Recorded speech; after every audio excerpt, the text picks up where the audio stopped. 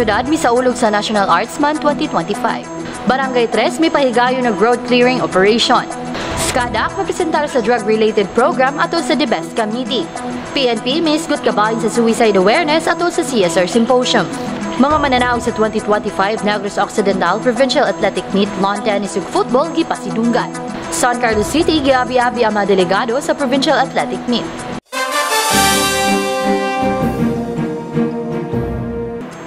Maayong adlaw San Carlos, kini ang Vamos News. Sa makausapa, aniya kami aron maghatod kaninyo sa managunang balita nga may kalabutan sa programa ning kagamhanan. Ako si Kimberly Magoncia, ug karon sa detalye sa mga balita.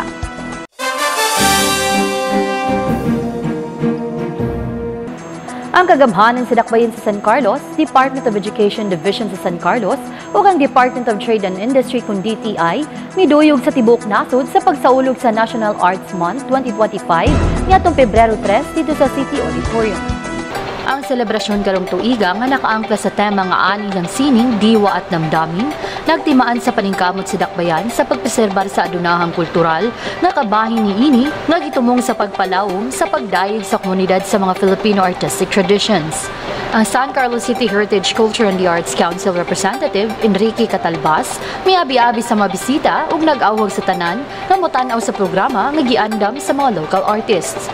We have prepared a month-long celebration for this occasion, of which we are all gathered here this morning. So, sit back, relax, and enjoy the very exciting performance of our local artists. Si City Planning and Development Coordinator Engineer Magnolia Antonio, miingon niya ang National Arts Month kisaulog matag Pebrero sa Pilipinas, pinaagi sa Presidential Proclamation No. 683, nga gilagdaan niya itong 1991, di nag-awag sa Filipino community sa pagsaulog ug pagpasidungog sa Filipino artistry ug cultural heritage. The National Arts Month is celebrated every February in the Philippines. It was established through Presidential Proclamation No. 683, signed in 1991, to recognize and promote Filipino artistry and cultural heritage. The NCCA, or the National Commission of Culture and the Arts, leads the celebration, organizing various events such as performances, exhibitions, workshops, and competitions across different art forms, including music, dance, theater, literature, visual arts, cinema, and architecture. Gipahibalo usab ni Antonio nga swerte ang syudad nga gitanyagan og libreng workshop alang sa San Carlos City Chamber Orchestra and Vocal Ensemble kun SCC Cove, sa UP Symphony Orchestra kun UPSO, uban sa mini concert karong umaabot nga Abril. Gipasalamatan niya si City Mayor Renato Y. Bustillo ug ang tanan niya nitabang aron mahimo ang kalihukan. Mitambong usab sa mong kalihukan sila si SP Member Victoriana Cabili, Tourism Officer Jennifer Paran, Local Economic Investment Promotion Officer Maria Nova Soliesta, City Assessor James Silva, City Environment and Natural Resources Officer Engineer Loreto Sanchez, ingon man ang mga lokal nga mga magtutudlo o estudyante. Ang kalihukan gisugdan pinaagi sa usa ka parada nga naglakip sa mga lokal nga publikong eskwelahan, nga naglakip sa Julio Ledesma National High School, School of the Future, Ramon Magsaysay Elementary School, Tandang Sora Elementary School, Congressman Vicente Memorial School, Florentina Ledesma Elementary School, ug Andres Bonifacio Central School.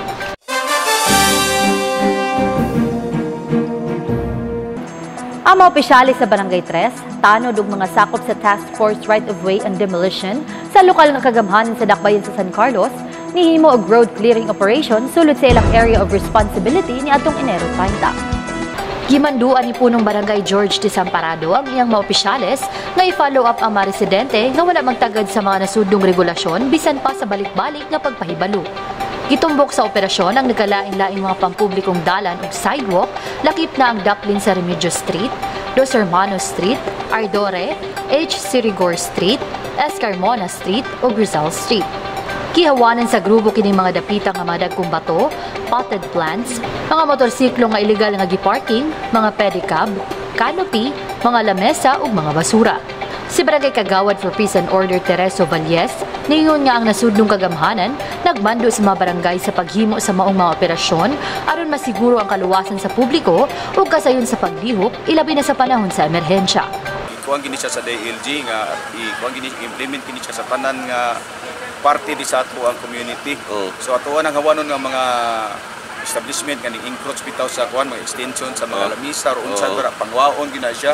Nagpaabot na lang ta sa maintenance sa engineering department kay para natay kargahan sa atong makumpis daw niya ang mga buta nga dili angay dirang lugar. Okay. Kuan ra manggut vendors kung makuha ra gyud siya. Kung gustuhon lang gyud ba kanang mo cooperar lang gyud tani ba. Kung naay portion nga pwede pero og kanang ninglapaw na gyud siya sa dalan nga makasabit naglaing kuan. Si Team Leader Marjorie de la Victoria sa Task Force Right of Way and Demolition, mayon nga plano sa barangay nga mag-designate o mga parking area o magpahigayon og regular follow-up patag simana. Mitabang usab sa clearing operation sila si Barangay 3 Kagawads, Melchor Zapanta Sr., Harold Po, Laurito de la Rita, Wilfredo Apurado Jr., Zanil Mosquera, Glendo Espinosa, uban sa mga sakop sa Philippine National Police.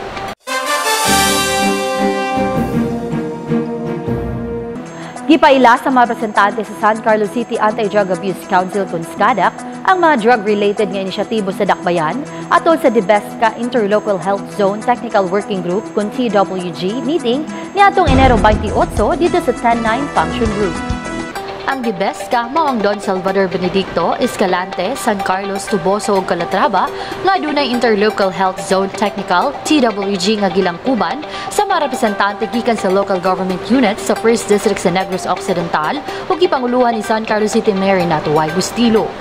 Ang focal person sa SCADAC nga si Ana Liza Macaraya mipaambit sa updates sa mahinungdanong mga programa sa SCADAC, lakip na ang barangay drug clearing efforts, community-based drug rehabilitation program kung CBDRP, ang Comprehensive Drug-Free Workplace Initiative ug Drug Abuse Prevention Symposium sa mga eskwelahan.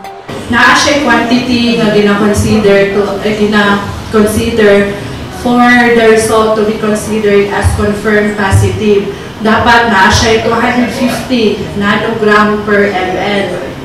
So kung ma-reach siya 250, considered positive. Kung 249 lang siya, considered confirmed negative. Ina-encourage na po sila nga they have to purchase their own kits. Total may budget naman for the anti-drug abuse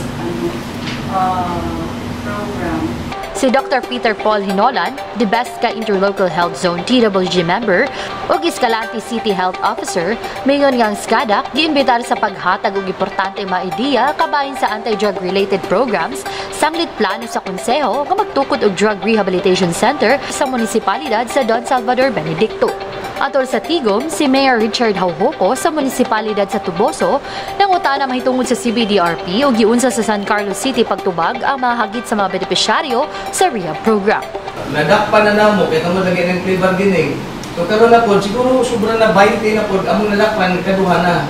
So arang-arang na lang ang kaduha na medyo dili na dayon kagawas. Medyo makapilaw-pilaw sa ngadto. Wala pagaybi anang bahay silangan. Silangan. Okay, nakita ko na ko sa PDEA kay mga inibor ko na ko PDEA. Iyala ko na compliance sa inang LGU ito na ako hindi na precise ko na sila. Ang DBESCA mao'y responsable sa pag-coordinate sa mga operasyon sa mga health providers o pasilidad sunod sa distrito. Kauban ni Macaraya ang mga personal sa SCADAC na sila si Mitos V. Pinosa o Renbert de Leon.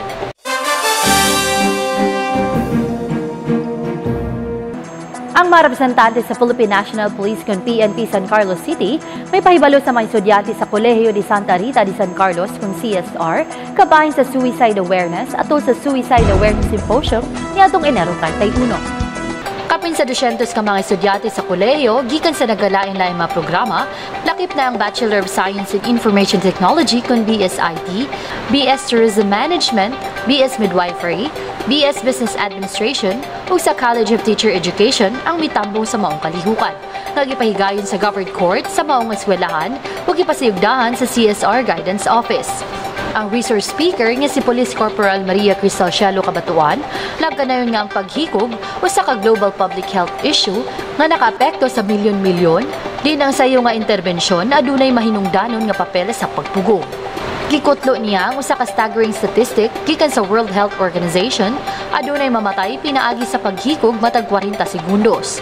Giisgutan usab ni kabatuan ang mahinungdan ng mga topiko sama sa pag-ila sa mga timailhan ug mga risgo nga hinungdan sa paghikog. Paggamit sa luwas nga pinulungan sa dihang mutubag sa mga sensitibo nga isyu ug paglikay sa pinulungan nga makadaot sa mga individual nga nakauna-huna sa paghikog. Kung ang problema doon, ang mga patay na problema doon sa police. And why gataas ang crime dito sa San Carlos. So, ang mga problema. December 31 ay ang well-known sila mga family. Pakamatay ang guy or ang husband because nadakpan niya ay ang wife nga may kabit or may affair sa ilang barkada Ranila. Pero, dapat yung recent food. Ako, iadon ako naman, I don't want to divulge their names, kay confidential na, pero I am also a client. Matulisab ni Guidance Services Head, Sister Joy Dula, AR, na ang symposium kabahin sa mas lapad nga inisyatiba sa Commission on Higher Education CONCHED aron mapalambo sa kahibalo ug paghatag ug preventive measures sa mga estudyante. Siya usab miingon nga ang diskusyon makatabang sa mga estudyante sa pag-ila sa mga timailhan sa paghikog sa ilang kagalingon ug sa uban nga makahimo sa sayo nga interbensyon.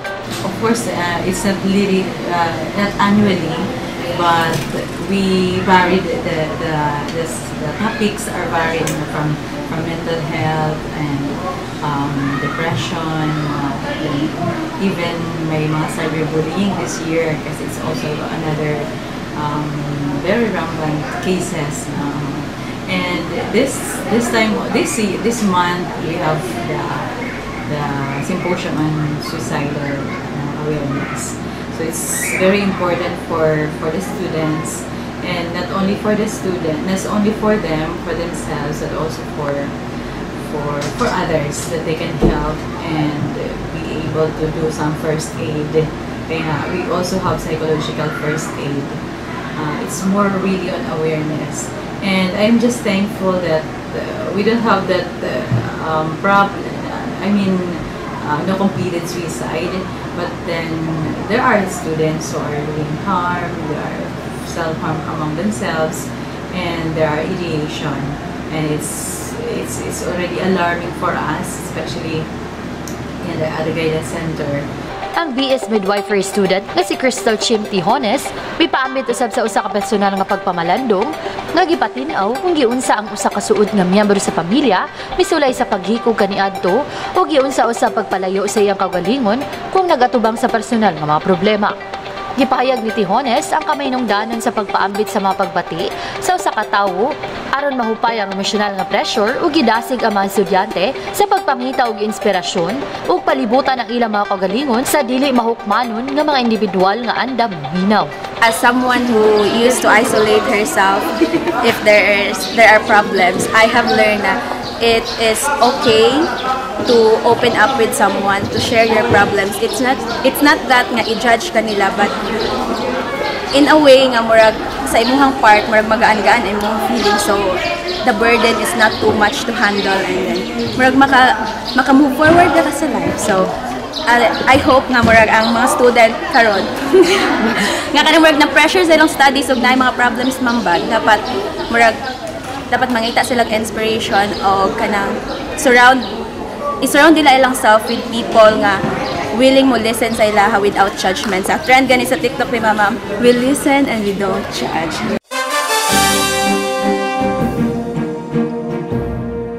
Ang 2025 Provincial Athletic Meet alang sa mga dula sa lawn tennis ug football nagsugod niadtong Enero 29 hangtod Pebrero 1 ning tuiga dito sa City Tennis Center ug SGRI Field.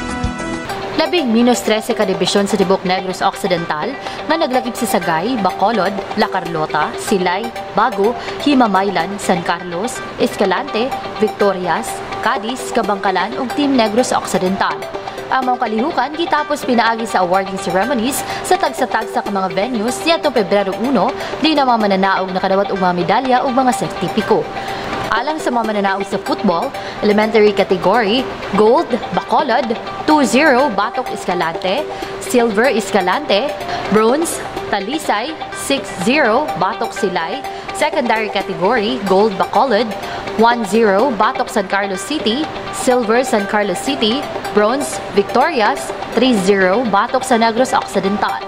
Mga mananaog sa lawn tennis, boys singles category, gold Alexandro Rafael Lamata sa Cadiz, silver Kurt Rainiel Montenegro sa La Carlota, bronze Rosbert Militado sa Cadiz, Joy Lorico sa La Carlota, girls singles, gold Kathleen Ann Bugna sa La Carlota, silver Seisda Richley Milyama sa La Carlota, bronze Alexa May Impalmado sa San Carlos, Ryle Ray Villamejor sa Cadiz, boys doubles, gold Kirby Ramacho o Gibson Ken Nochefranca sa San Carlos, silver Jake Harqueo ug Kyle Takuya Huson sa La Carlota, Ken Zairi Bernardo ug Sean Henry Bompat sa Victorias, Adrian Rodriguez ug John Miguel Alarcon sa Bacolod. Girls doubles, gold Queen Chari Villa, Floshela Istember sa La Carlota, silver Jamie Natalie Carmona ug Louie Beatriz Mongcal sa San Carlos, bronze Joy Samay Aloyan ug Rian Dre Valencia sa Cadiz, Jayana Esta Umabos ug Bielo Pabuaya sa Escalante. Mixed double, gold Kathleen Ann Bugna ug Kurt Rainiel Montenegro sa La Carlota. Silver, Cheska Marie Mamak ug Gibson Ken Nochefranca sa San Carlos. Bronze, Richie Lorraine Lauron ug Sean Henry Bompat sa Victorias, Adrian Rodriguez ug Isobel Alipuon sa Bacolod.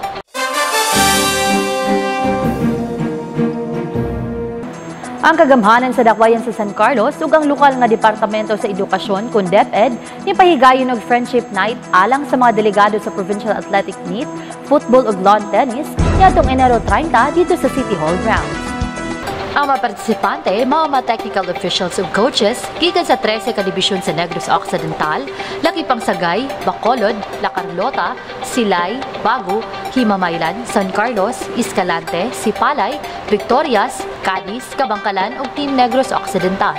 Si San Carlos City OIC Schools Division Superintendent Maria Teresa Hiroso may welcome sa mga bisita ug mingon nga maong kalihukan usa ka kahigayunan sa pagtinabangay, komunikasyon ug pag-ila-ila sa usag-usa alang sa mas lig-on nga relasyon sa tanang schools division sa probinsya. So we are very much thankful for that. And also, this event would not be complete without the presence of everybody. Let's take a deep breath and a restful conversation. No stress, no hurry.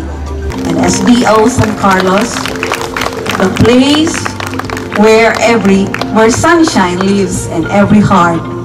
And the sunflower waves to all of us a warm welcome. Si San Carlos City Mayor Renato Bustillo niingon nga siya ang na-insister nga ang syudad ang kinahanglan nga mo-host sa football o lawn tennis games alang sa provincial meet tungod kay gusto niya nga himuon ng San Carlos nga usa ka sports hub sa Negros tungod sa mas maayong pasilidad alang sa duha ka sports. Gipasalig usab niya ang tanan sa pagpadayon sa suporta sa lokal nga kagamhanan sa ilang mga programa. Malayo sa inyo, I'm very close to DepEd. As I said, my mother was once a school teacher, so I love DepEd. Nga aari ka mo di subong. Because I insisted through Sir Leobet, dapat ang football should be held here in the city of San Carlos. We can provide good playable football field to our players. We can provide good food to our coaches. We can provide unlimited drinks to all of you. I assure you, basket amo lang kita sine, ma-enjoy gate ka mo. Wala kami SM, like in Bacolod, wala kami Robinson, wala kami Landers, wala kami SNR, pero sa pagpungko nyo tonight, and rest assured, you are all safe in the city of San Carlos. Sa laigbahin, si Negros Occidental Schools Division Superintendent Anthony Liobet may padayag sa mga partisipante na kinahanglan silang mangandam alang sa mas taas nga level ng kompetisyon. Nagpasalamat usab siya sa dakbayan sa pag-host sa maong kalihukan ug paghatag og kahigayunan sa tanang mga nakasalmot. Ginabi-abi kamo gid palangga. Safe gig kamo dire sa lingko sa inyo. I've never had any bad experience in San Carlos City. I was loved by the people of San Carlos. That is why Sir Dennis de Velos was also loved. Diri sa San Carlos, wala diri all walks of life, palarihas kita di tanan. Kaya attend kami diri ni Sir Dennis that time nga inaugurasyon. Tanan nga tao, bisan ano imo kahimtangan palarihas kita tanan nagaparit dira kaon. Amo na di sa San Carlos. Ang pag-abi-abi diri sa aton, grabe gidya katama. So, palakpakan ta sila. Kita niyo wala tanawan niyo lahat mga konsehal. Upod ta tanan pungko. And this is the only city that I have really observed that even if you are in that hierarchy, still you are part of the crowd. Gipaandar usab ang duha ka musical fountain na tubangan sa City Hall alang sa mga bisita. Dugang pa ang Pinta Flores Dance Company ug ang San Carlos City Chamber Orchestra and Vocal Ensemble kun SCC Cove nilingaw sa mga bisita atol sa panihapon. Anausab sila si San Carlos City Vice Mayor Christopher Paul Carmona ug ang tanang miyembro sa sangguniang panglungsod.